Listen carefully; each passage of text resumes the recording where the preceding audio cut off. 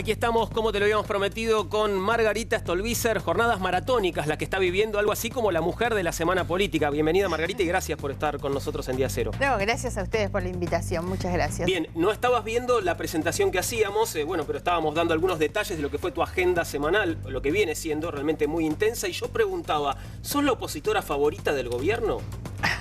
Siempre digo que soy una opositora amigable, porque yo me considero, o sea, yo no formo parte del gobierno, estoy en el colectivo opositor, pero no soy de los que tiran piedras. La verdad es que me interesa que al gobierno le vaya bien, trato de cooperar y bueno, soy amigable además, así que me imagino que en ese sentido es que lo dirán. Ahora, esta forma de ser amigable, ¿te complica a la hora de diferenciarte, de marcar las críticas que tenés para el gobierno nacional? No, porque las he hecho y en todos los casos las críticas que hice fueron muy bien receptadas y fueron bien públicas. La primera fue que salí inmediatamente y contundente, fue cuando el presidente dictó esos decretos para designar a los miembros de la Corte. En el verano, ¿no? En el verano, inmediatamente.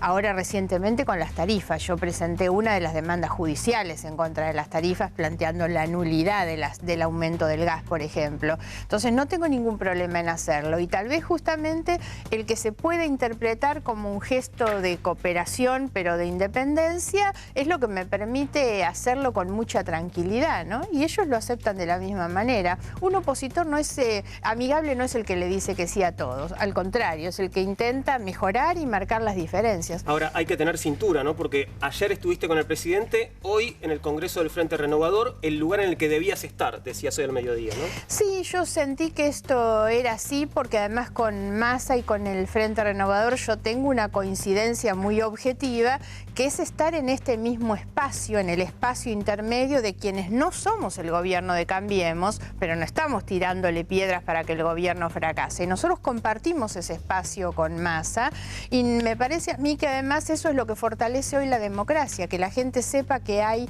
alternativa porque hay alternancia también y Massa viene dando muestras también del ejercicio de un liderazgo muy claro en una agenda social, que es lo que a mí me identifica con ellos. Con Massa la verdad es que venimos discutiendo inflación, tarifas, empleo, pymes, impuesto a las ganancias, desde comienzo de año y tenemos una agenda común en el Congreso. Ahora, Margarita, bueno, la pregunta que se cae de Maduro es la pregunta del millón. ¿Vas a ser candidata por el espacio del Frente Renovador Una? A ver, primero, y algo sobre todo para aclarar mi presencia ahí, yo no me pasé al frente, no soy del Frente Renovador, yo estoy en el Frente Progresista conjuntamente con el Partido Socialista y Libres del Sur y el Partido GEN, que es el que yo presido, y yo reivindico ese espacio que el año que viene definirá su política de acuerdos. Yo no estoy hoy en una candidatura de tipo personal y es más, me parece incluso que necesitamos poder prescindir de lo electoral o no hacer especulación electoral, y lo digo en qué sentido. Porque además quiero reconocer un poco qué es lo que yo creo en el sentido de esta centralidad política que he tenido en estos días. Y es porque hay mucha gente enojada con el gobierno anterior. Y me ven a mí como que, bueno, soy la que en definitiva está hoy peleando contra Cristina, que es lo que ha indignado a mucha gente. Y eso no hay que llevarlo al terreno electoral. Que la gente hoy piense que yo represento una demanda de justicia no quiere decir que esto se pueda traducir en el terreno electoral. Y no debería estar por lo menos en una agenda nuestra. La gente quedó muy cansada de votar el año pasado, votamos muchas veces y no es bueno que este año otra vez la embarquemos en una cuestión electoral. Hablaremos de eso el año que viene. ¿Reemplazaste a Lilita en el rol de denunciante serial? Ay, no, no soy denunciante serial. Y cuando muchos me dicen, ay, usted que denuncia tanto al gobierno anterior. No, la verdad es que nunca he sido una denunciadora, no soy una caminadora de los tribunales de Comodoro Pi, pero hice 2 denuncias que fueron y que son en realidad las que más comprometen a la señora de Kirchner, que son las denuncias identificadas como Tesuri y Los Sauces. Pero la verdad es que no he hecho nunca cantidades de denuncias. Te decía por esto de que vos hablás del rol de esta semana, lo que te preguntaba Juan, lo cierto es que en el último tiempo estás mucho en los medios de comunicación y estás con mucha presencia y tiene que ver mucho con el tema de tus denuncias, a eso me refería.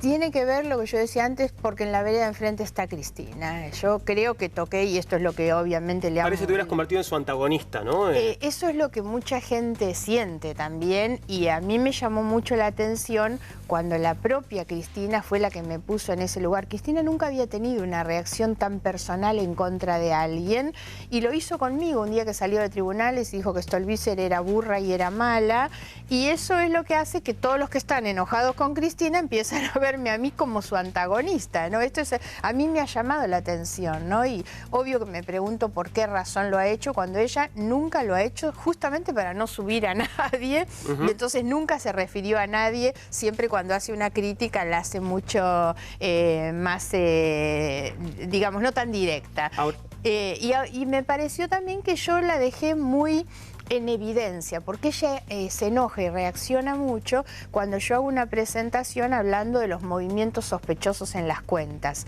Y ella tuvo que salir a explicar que había cambiado los pesos por dólares con el levantamiento del cepo, que tenían esa montaña de millones de dólares que tenían.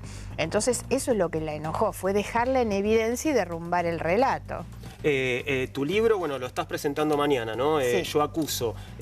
¿Va más por ese lado, por las denuncias detalladas, lo que tiene que ver con las denuncias judiciales, o tiene que ver más con una cuestión personal, vivencial, de tu parte, de tu mirada, digamos, sobre la década pasada? Yo siento que eso es lo más importante. Ahí van a ver algunos detalles de las denuncias, el crecimiento patrimonial, hay una cantidad de cosas. Hay un capítulo que se llama El modelo de negocios, porque es donde yo describo un poco, bueno, cuál era realmente ese modelo de corrupción, que no era solamente la obra pública. Pero tiene mucho de mí. El que lea el libro va a encontrar la emocionalidad que yo le pongo a un libro, que tiene que ver con la indignación que a mí me han causado cuestiones como la tragedia de Once, ¿no? Yo describo ahí, porque además soy madre, y la verdad es que yo tengo tan en mi cabeza el recuerdo de María Luján Rey, la noche que ella, los 2 días que no encontraba a su hijo, y yo tengo tan presente esa imagen como madre desesperada, porque ella lo buscaba y mucha gente decía, no estaría en el tren, se habrá asustado y estará en otro lado. Y la búsqueda de ella mostraba que como madre ella sabía qué era lo que estaba pasando.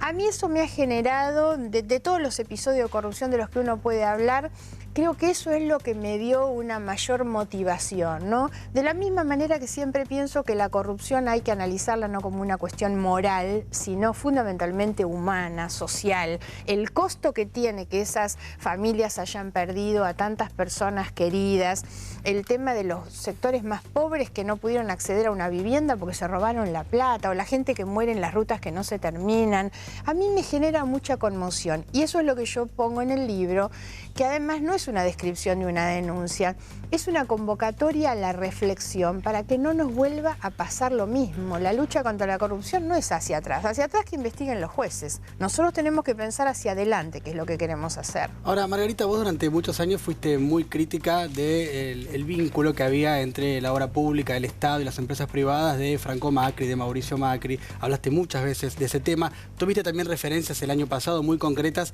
hacia el vínculo que no te cerraba para nada entre Nicolás Caputo y Mauricio Macri, íntimo amigo del presidente y que tenía mucha obra pública en la Ciudad de Buenos Aires y que ahora también tiene obra pública. ¿Tenés pensado hacer un Yo Acuso volumen 2 de acá a 1 o 2 años? A ver, no lo descarto tampoco, por supuesto, y eso dependerá de lo que pase. También siento que no tenemos que ser presas de hoy una estrategia de quienes realmente cometieron estos episodios de corrupción tan grave y se han enriquecido tan ilícitamente, que entonces lo que hacen es intentar poner a los otros en la misma situación, ¿no? Entonces algunos quieren hacer creer que José López es lo mismo que Michetti porque tenía 50.000 en su casa, o que todo el robo y el saqueo del kirchnerismo son los Panama Papers. Hay que no caer en esa trampa, me parece. ¿Pero lo que implica un caso de corrupción ahora, es la cuantía? O sea, ¿es la cantidad de plata o es el hecho de corrupción en sí? Tiene que ver con todas estas cosas. Lo que yo digo es, y sinceramente esto es así, si yo viera que hay un hecho delictivo, lo haría. Y les doy un ejemplo. Cuando nadie hablaba de estos temas y antes de los Panama Papers, una o la única denuncia, no sé, contra Grindetti cuando era funcionario de Macri en la ciudad, la presentó mi partido. En aquel momento, no ahora. Ahora, Margarita, con respecto al kirchnerismo, ¿rescatás algo del kirchnerismo como proyecto proyecto político o estás pensando que fue, bueno, una asociación ilícita que montó un proyecto como una fachada para robar? A ver, montó un proyecto como una fachada para robar, sí. Y el relato sirvió para robar, sí. Ahora, tampoco es cierto que no vaya a rescatar nada. Me parece que hay cosas del gobierno que necesariamente uno tiene que reconocer. Hoy hay, digamos, todo un intento, le llaman de reparación frente a los jubilados, pero yo siento que en gran medida el sector de los jubilados tuvo una consideración muy importante durante todo ese tiempo. Esas son cosas que uno no puede negar, por supuesto. Y además hay que poder establecer también las diferencias. A mí me ha llamado mucho la atención que la última etapa, sobre todo de